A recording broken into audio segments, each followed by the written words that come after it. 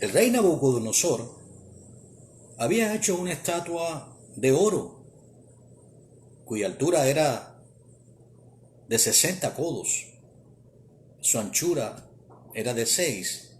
La había levantado en el campo de Dura, en la provincia de Babilonia. Así que el rey había ordenado a que se reuniesen los sátrapas, los magistrados, los capitanes, los consejeros, jueces y todos los gobernadores de las provincias para que viniesen a la dedicación de la estatua que el rey había levantado.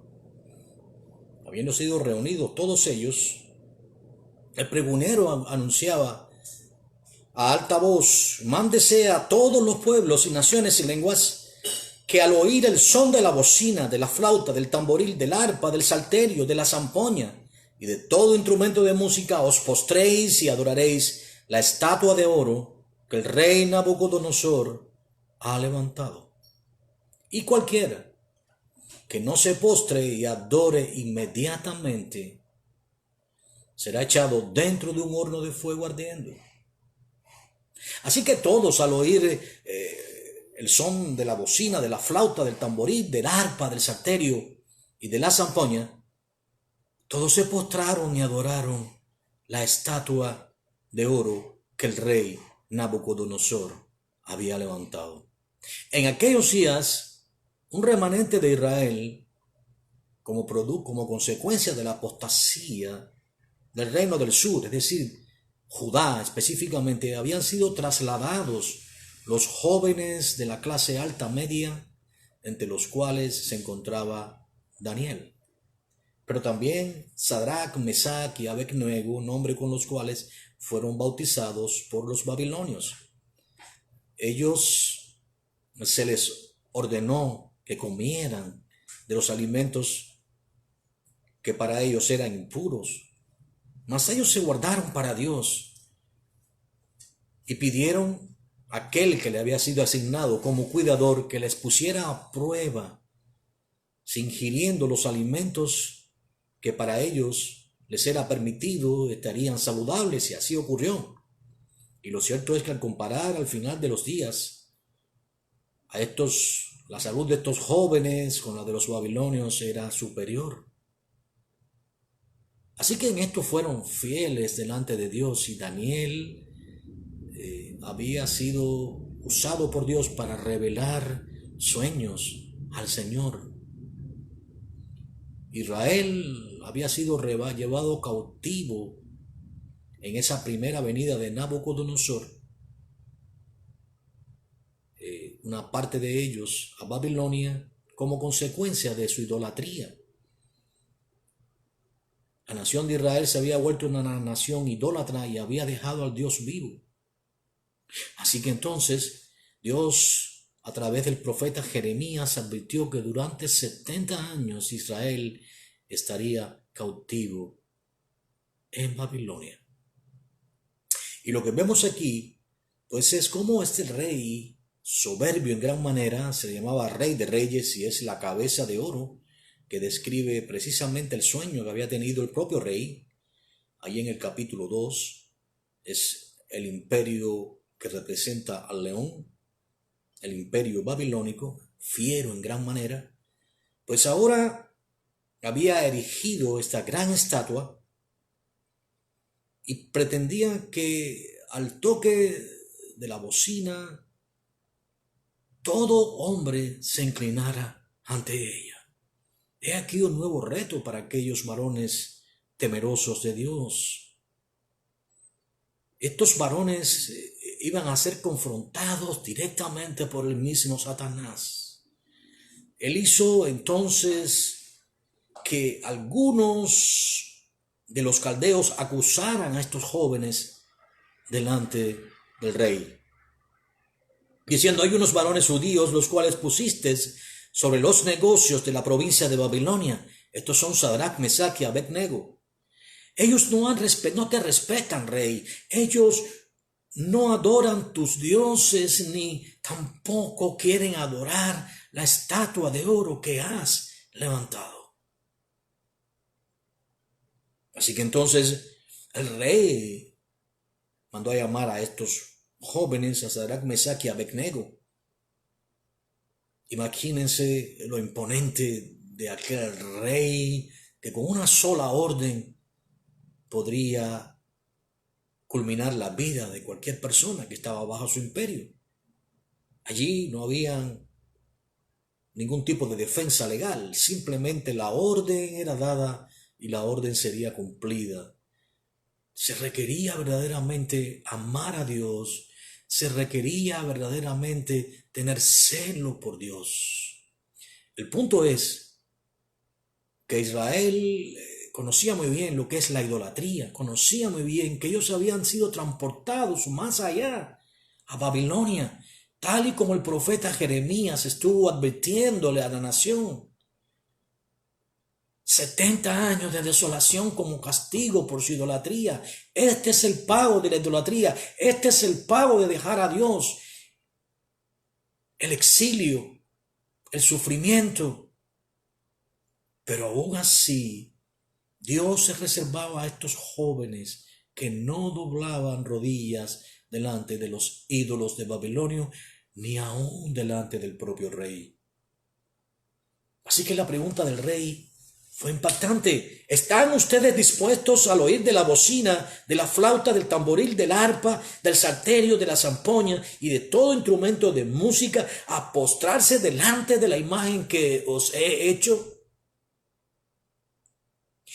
¿Cómo funcionar ante esta pregunta?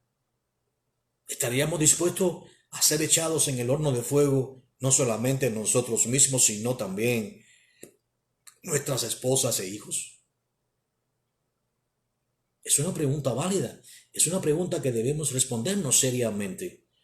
¿Cuán impactante es esto? El Señor ha ordenado claramente: no te hagas ninguna imagen ni ninguna semejanza de nada de lo que está en los cielos o en la tierra, o en las aguas que están debajo de la tierra, porque es abominación a tu Dios. No te inclinarás a ellas, no las honrarás, no las besarás, no las sacarás a pasear, como describe Jeremías 10, porque son como palmeras que están derechas, buscando quien las saca a pasear, pero no hay espíritu en ellos. Son como címbalo que retiñe y metal que resuena. Son simplemente una abominación a Dios.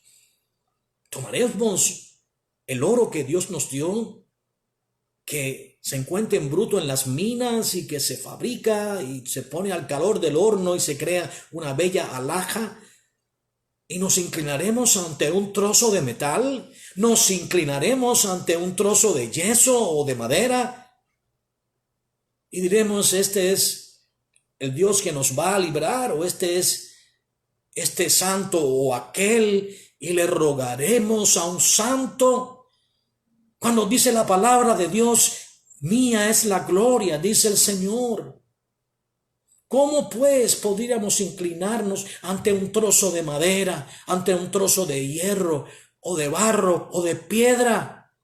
Colocarle dos conchas a esa piedra y decir: este es quien me guarda. Una piedra guardará tu camino. Un trozo de hierro o de metal es tu confianza. Lo que vamos a leer a continuación nos habla de la gravedad de estos actos. Es ofensivo, es terriblemente blasfemo. Hacerse una imagen significa que tú necesitas ver algo para creer, y conviertes a Dios en un trozo de piedra, en un trozo de hierro, en un trozo de plata o de bronce. La Biblia dice que los cielos de los cielos no pueden contener al Altísimo, que el cielo es su trono y que la tierra es el escabel de sus pies. ¿Qué imagen podremos construirle a Dios? ¿Qué imagen podremos construir al ejército de los cielos? Aún así, Él prohíbe claramente hacerle imagen, ni adorar, ni inclinarse delante del ejército de los cielos. Y cuando nos referimos al ejército de los cielos, nos referimos a sus santos ángeles según su rango. Nos inclinaremos ante esta imagen para que el querubín perverso que se reveló delante de Dios, llamado Luzbel, y que hoy conocemos por Satanás y Lucifer, reciba la gloria, pues es Él quien recibe la gloria cuando nos inclinamos delante de una imagen, sea africana, sea romana, sea de cualquier origen que tenga. Lo cierto es que Dios no recibe la gloria a través de las imágenes, ni nos escucha. Si estamos enfermos, rogaremos a una imagen de madera, o de barro, o de plata, o de piedra. No dice si alguno está enfermo, oren al Señor, busquen a los ancianos de la iglesia, unjan al enfermo con aceite y la oración de fe sanará al enfermo. ¿Cómo entonces pediremos a una piedra que nos sane? ¿Hay acaso poder sanador en una piedra? ¿Hay acaso poder sanador en una imagen, en una estampilla, o en un escapulario, o en un rosario, o en una imagen? Hay poder de sanidad y de salvación. Los ídolos nada son. No hay vida. Están vacíos. ¿Cómo pues a qué entonces asemejaremos a nuestro Dios? Dice aquí claramente, están dispuestos a inclinarse a esa imagen, al toque de la bocina, al toque del tamboril, del arpa. ¿Os postraréis delante de la estatua? ¿Os postraréis delante de la imagen? ¿A precio de vuestra vida? ¿O lo haréis? Pero aquí jóvenes que conocían a su Dios, que estaban dispuestos a pagar el precio, que conocían muy bien cuánta muerte, cuánto exilio trajo a Israel, incluso su propia división, cuando Salomón permitió que se adoraran a los ídolos, trayendo mujeres de otras nacionalidades, y no solamente permitiendo que ellas adoraran a sus ídolos, sino él mismo, cuando era viejo, terminó adorando a esas imágenes. Por eso se dividió el reino en dos. 10 tribus le fueron dadas al esclavo de él, y solamente 2 a Roboán su hijo. Y estas 2, y ahora hablamos de Judá específicamente. La respuesta de Sadrach y Mesach y Abednego no necesitó que ellos pensaran mucho. ¿Piensa usted? ¿Duda usted en servir al Dios vivo? ¿No está dispuesto a pagar el precio de servirle? Pues ellos estuvieron dispuestos a pagarlo y dijeron, no es necesario. Mira bien, no es necesario que respondamos sobre este asunto. He aquí nuestro Dios, ¿a quién servimos? Él puede librarnos del horno de fuego ardiendo y de tu mano, rey. Y si Él no lo hace, si Él por su soberanía, por su santa voluntad no lo hace, sepas, rey. Entiende, oh rey de reyes, porque así se llamaba Nabucodonosor. Los hombres le llamaban así. Que no serviremos a tus dioses, ni eso nos inclinaremos ante tu imagen, ni tampoco adoraremos la estatua que has levantado. ¡Qué tremendo! Esto produjo una gran ira en el rey Nabucodonosor, de tal manera que mandó a recalentar el horno 7 veces más que lo acostumbrado. Y fue tan la premura del rey y la orden y la soberbia con que el rey advertía que aquellos hombres que echaron en el horno a Sadrach, Mesach y Abednego fueron quemados y muertos. La llama les consumió.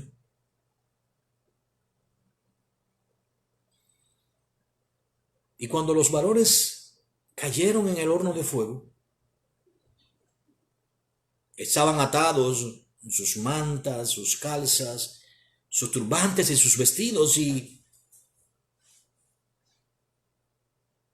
prefirieron morir antes que adorar esa estatua, antes que adorar esa imagen abominable que el rey se había construido para que fuera adorado.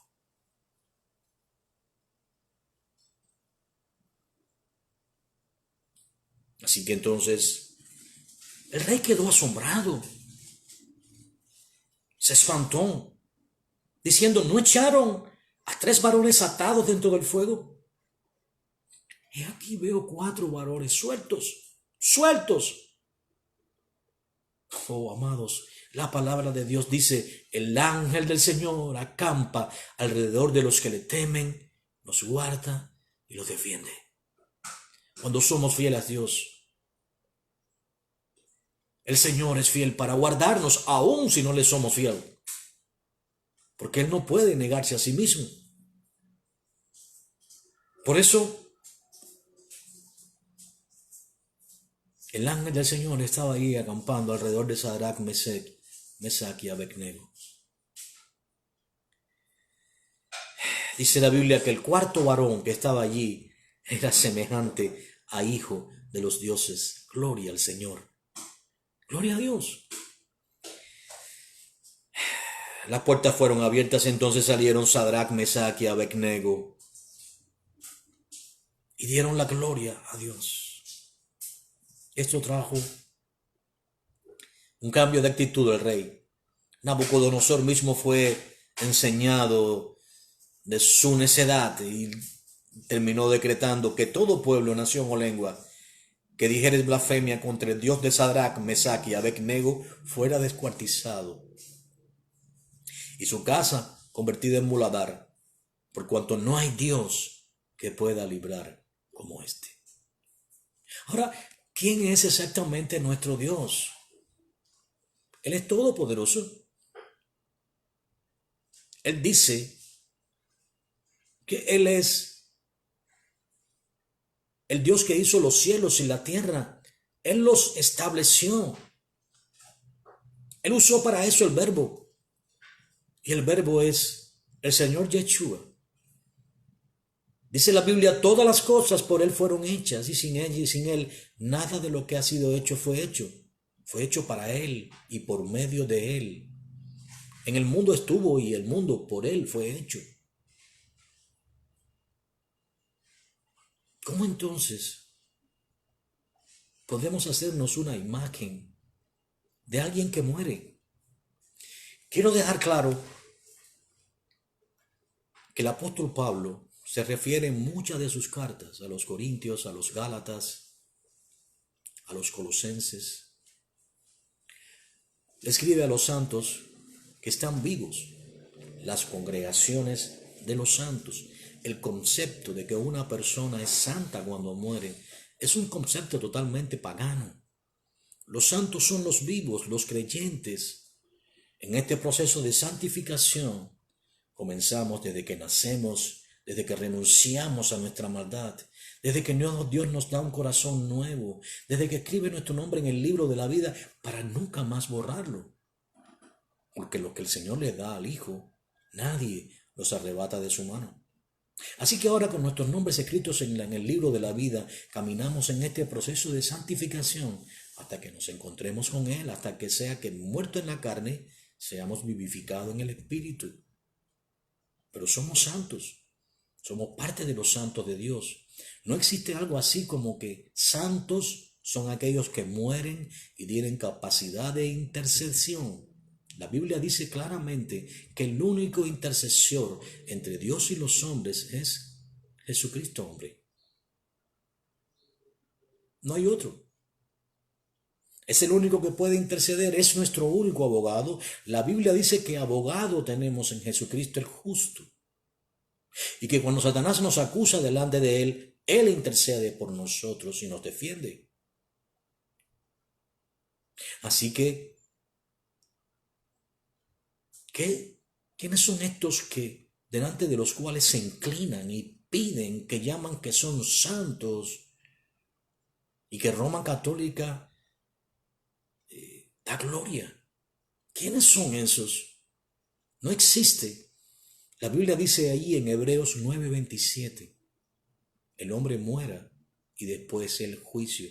¿Dónde están las almas de los que han muerto? Bueno, en Apocalipsis 6 se describe que están debajo del altar, están en un lugar donde obviamente están en espera de que los que han de morir, como ellos, se incorporen. Y luego cuando ellos reciban un cuerpo glorificado, pues regresen a la tierra con el Señor para reinar con Él por 1000 años, según está descrito en el libro de Apocalipsis, en el capítulo 20, en el verso 4. Describe Isaías capítulo 11, describe Isaías capítulo 2, y describe Zacarías capítulo 14, donde dice claramente que Él será el rey de toda la tierra. Describe a las naciones viniendo y trayendo ofrendas delante del rey. Por 1000 años Él va a ser el rey de toda la tierra. Todo lo que estamos viendo hoy, todo este desorden, este caos que está provocado, por cierto, esto no es espontáneo. Detrás de todo esto se mueven las tinieblas. Hay un plan satánico para crear un desorden y posteriormente entonces traer la solución final, que es un nuevo orden mundial. Obviamente para todo esto tiene que haber un tiempo de paz, el cual se va a lograr cuando se firme ese acuerdo que describe el profeta Daniel en el capítulo 9 y en el verso 27, donde habrá 3 años y medio de paz, 42 meses o 1260 días, lo cual es lo mismo, y al cabo de 42 meses se rompa la paz y el anticristo se siente en el trono de Dios, en el templo reconstruido que describe el capítulo 11 de Apocalipsis, como si fuera Dios mismo.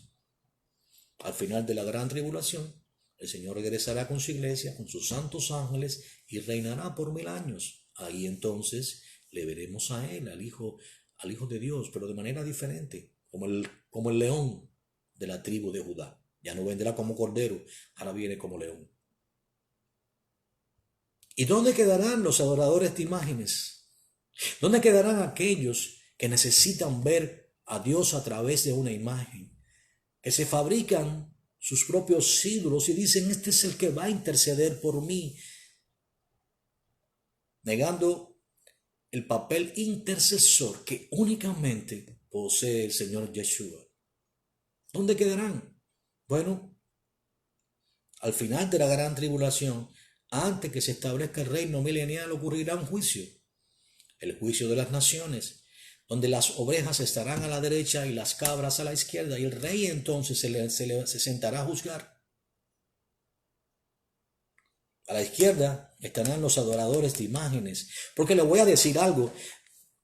En medio de la gran tribulación, el anticristo dice allí en el capítulo 13 que va a ser una imagen, en este caso va a ser hecha por el falso profeta que prepara el camino delante de él. Y esa imagen va a ordenar matar a todo aquel que no le adore. Hay por lo menos 60 satélites o más que han sido subidos al cosmos y están fotografiando. Estamos siendo observados de cerca, así que no es extraño que esa imagen logre captar a aquel que no la adore. De hecho, por ejemplo, aquí en Miami hay cámaras por toda la ciudad. Es por eso que la policía puede atrapar a muchos. Estamos siendo observados de cerca, así de sencillo. Aquel que no se postre delante de la imagen, ella ordenará matarlo. Es una representación de lo que hizo Nabucodonosor. Ocurrirá al final de los días. Para los adoradores de imágenes será fácil inclinarse delante de ellos, pero para aquellos que tengan que estar en aquellos días tendrán que decidir entre si ser decapitados o inclinarse delante de la imagen. ¿En qué posición estaría usted? Porque no solamente sería decapitado usted, sino también sus hijos, su familia. Estaría en la misma posición que tuvieron Sadrach, Mesach y Abednego. ¿Cuál sería su decisión?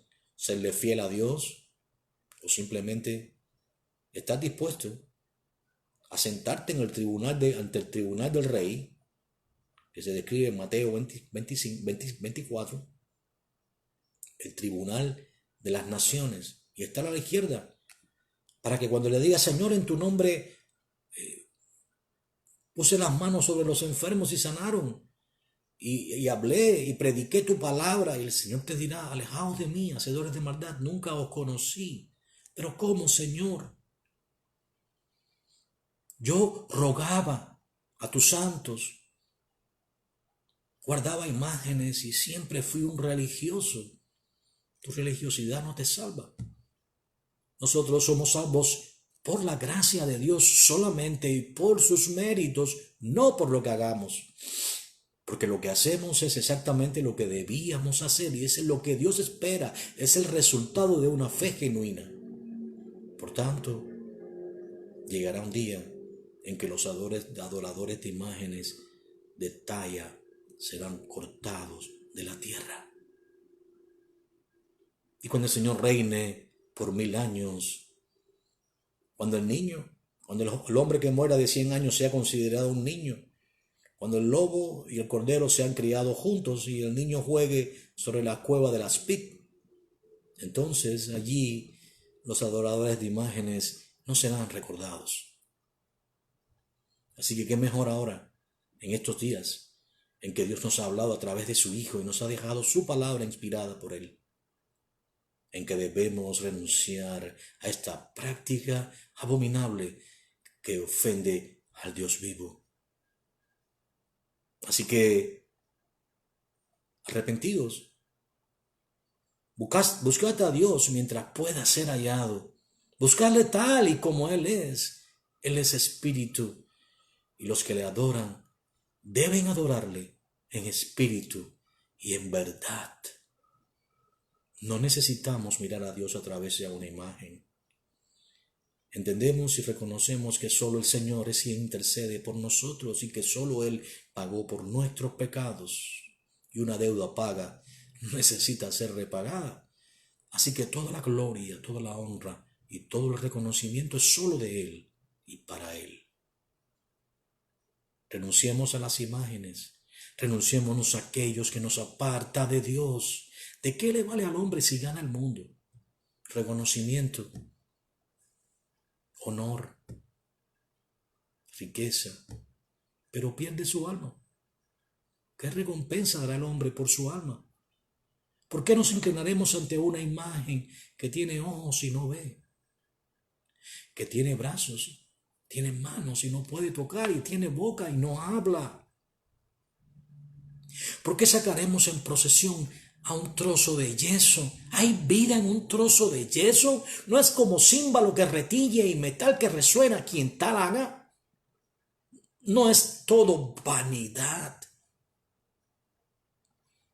¿Por qué ofender a aquel que dio su vida en pago por tus pecados y los míos?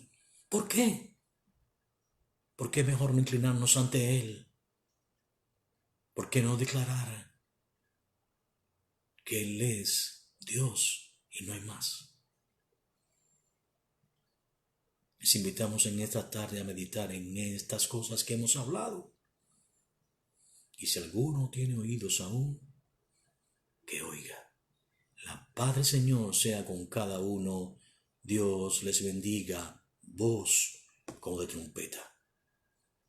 Amén y amén.